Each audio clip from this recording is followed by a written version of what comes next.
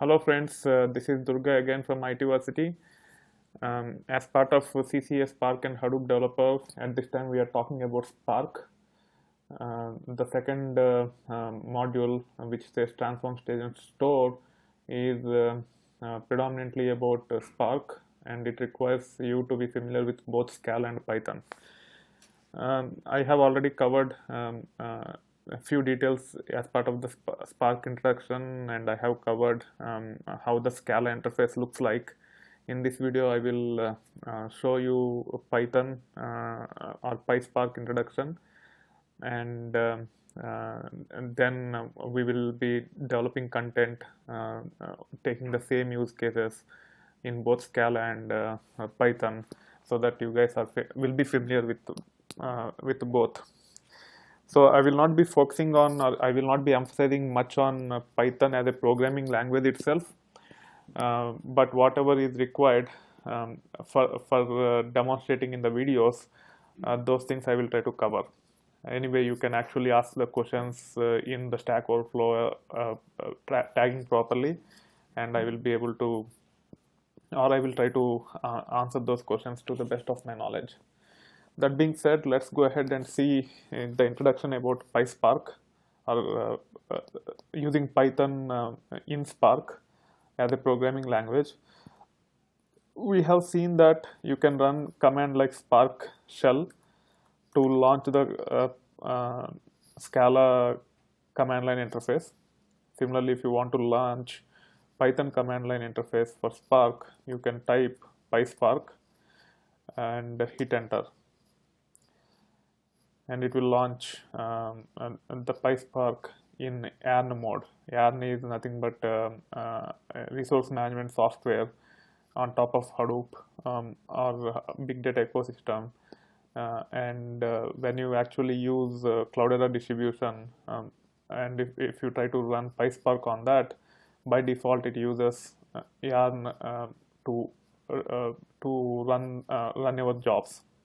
I will not get into too many details at this time about yarn, but if you want to start in a different mode, if you are familiar with Spark already, and if you want to start Spark in a different mode, what you can do is you can run using PySpark master local. So local stands for Spark native mode. So there is a resource management or job management component as part of the Spark itself, and if you want to leverage that instead of yarn, you can run using -- master local and hit enter, and it will start in local mode rather than yarn mode. So the way you can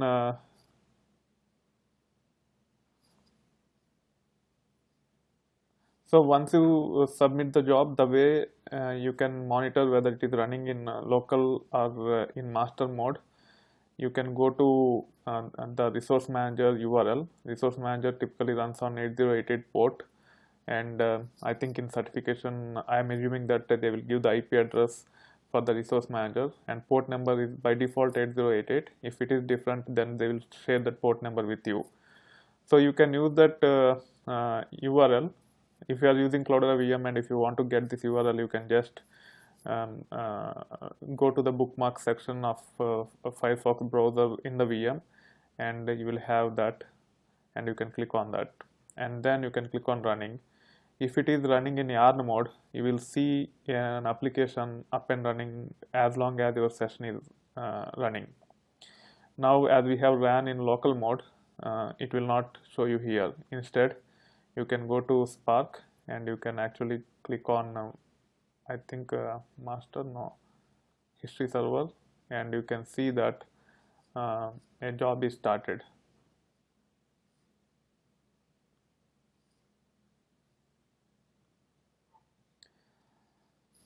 Once you submit the queries, I think it will show up.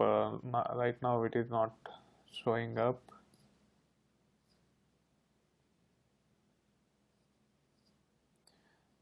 Yeah, probably you can use this URL to check the local mode. Copy and go to Firefox and paste it and hit enter. No, it's not working. Okay, this is the HDFS URL. Anyway, and the main thing is if it is running in yarn, you can leverage the resource manager. For example, if I come out of it now by typing exit in circular braces, you cannot just type exit and come out of Python control, either Python command line interface. Either you have to use exit like the way I have typed, or you have to hit Control D command to come out of it. Now if I run pyspark without master, or with even if I pass master with yarn as mode, then it will use yarn. The default configuration in Cloudera is yarn, so it will start with yarn. Once it is started, you can go to the browser and go to resource manager, and now you can see that there is a session running for pyspark in it. It will be up and running as long as you are in the pyspark command line interface. And now we will see the other features as part of this introduction video. We will see how actually we can use SQL context or Hive context to run the queries, like I have shown you in Spark Shell. I will try to show you in Python also. So, and also I will try to show you how you can actually connect to a remote database which is running on MySQL and run some queries as part of this video. First, we will see the Hive context. So when it comes to Scala, importing the commands is like import org.apache.spark.blah blah blah. When it comes to Python, it is little bit different. In this case, you have to use something like this from pyspark and then import whatever package you want. And one disadvantage of using pyspark is that there is no autocomplete. When it comes to Scala, you can actually type like this from pyspark dot, and then if you hit tab, it will autocomplete all the components this parent package have. Even if you do it on a class or function, it will give you all the methods that are part of that class. But in case of pyspark, there is no that feature. So you need to be familiar with all the important modules if you have to execute an exercise as part of the certification using Python. And one of the important module is pyspark itself, and the other one which we will be talking about is pyspark.sql. It is not only important to remember these packages, but also the classes or the sub modules which you will be using as part of your programs. So to launch Hive context, in case of Scala, it's org.apache.spark.sql.hive.sql context. Even though the context name is same, there are two SQL contexts. One is in org.apache.hadoop.sql itself, and the other one is under org.apache.spark.sql.hive. You have another context. So Hive context is under sub package of Hive under SQL, and SQL context, which is Spark SQL, is directly under SQL package itself in Scala. Whereas in pyspark, both SQL context and Hive context are under the same package or same module, pyspark.sql. So if you want to launch SQL context, you can run something like this, and if you want to run Hive context, you can run something like this. So once you have the Hive context, now you can actually create a RDD, Spark RDD, which you will see what it is later. But for now, just remember that RDD is nothing but a distributed collection. RDD stands for Resilient Distributed Datasets. So whatever query you are issuing will become a dataset or a collection, and it will be assigned to this variable. In case of Python, you don't need to specify the data type or val or var like we did in Scala.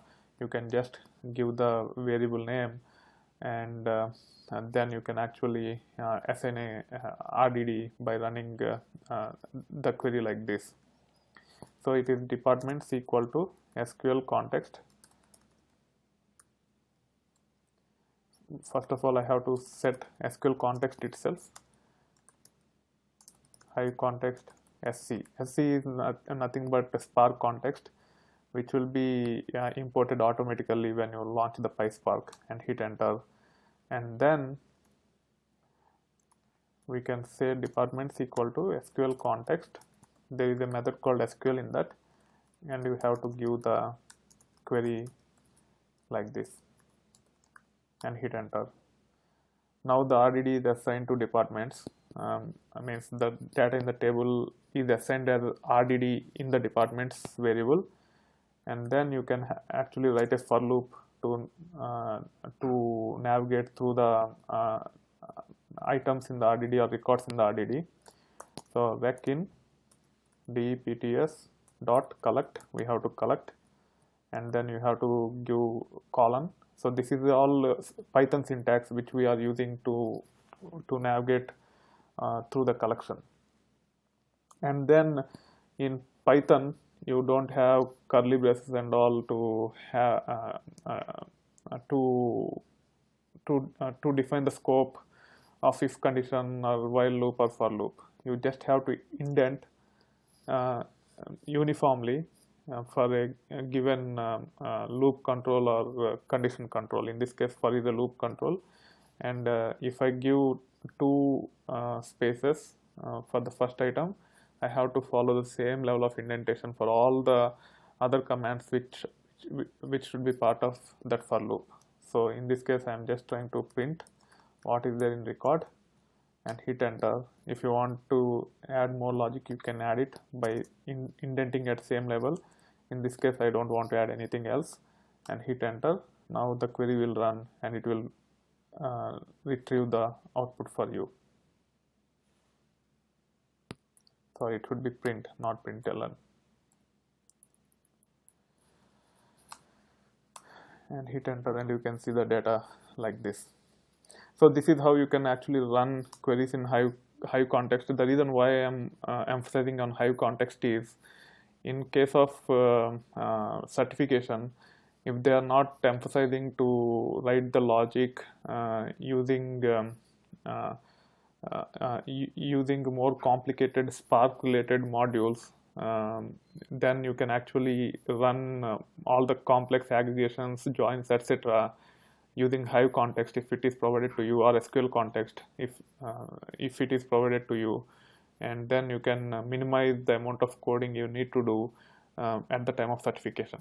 So focusing on the Hive context and SQL context is very, very important if you are familiar with SQL, so that you can actually get control of the other two programming languages and use them only to like printing in the standard out or saving it into a file, etc. Other than that, everything can be done using Spark SQL. For that reason, I will be emphasizing a lot on Spark SQL, either in Hive context or in Spark context, so that your life will be easier at the time of the certification if you could not get the complete control of the transformations and actions that are supported by Spark, which I will be covering as well, but I will be emphasizing on Spark SQL a lot. So that is how you can run the Spark queries using Hive context. If you want to just import the SQL context, which is Spark SQL context, and then define then leverage the API called data frame API to process the data. Instead of importing Hive context, you just have to do SQL context, and then there is a little bit few additional steps which you need to take care before running the query. I will cover that when time comes.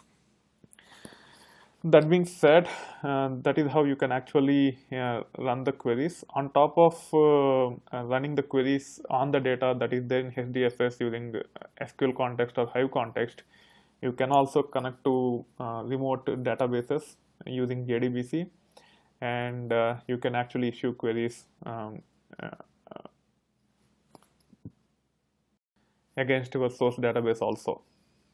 So to connect to remote database using JDBC, either you can use, while launching the PySpark itself, you can use ---- driver class path and provide your MySQL connector java.jar. If you are not sure where this is, mostly it will be at this location only. If you are not sure where it is, if you have sudo permissions, I will suggest you to search for that file, find/name MySQL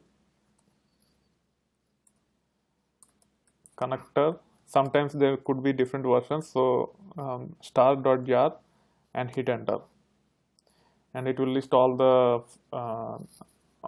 MySQL connector jars, and you can use the ones which are typically under USR or WAR or OPT, wherever it is available. And in this case, I am using the one which is under user share Java. And I can actually launch PySpark by passing driver class path and providing the jar location, or I can actually run this command os.environ, copy,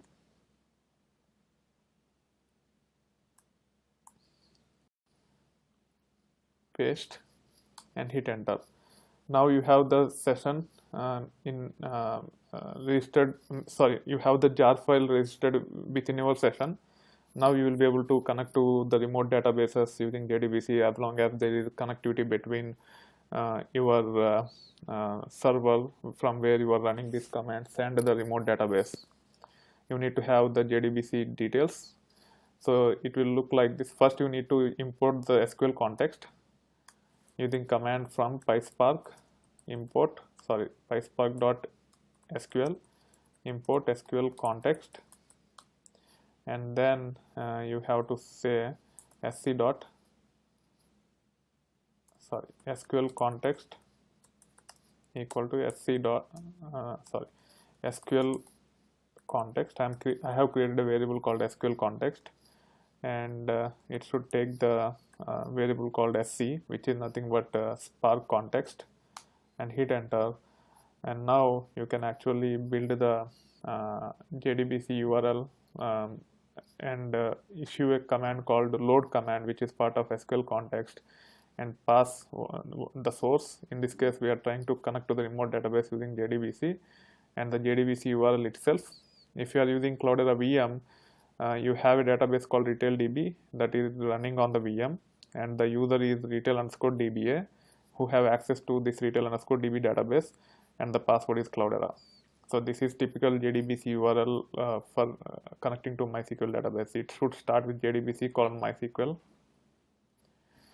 //quickstart.cloudera 3306 / the database name. 3306 is nothing but the port on which the MySQL database runs by default. If there is a difference in the port number, you have to use that custom port number, not 3306. If it is default, this port number is optional. But if it is other than 3306, you have to specify the port number, and then the database name, user, and password.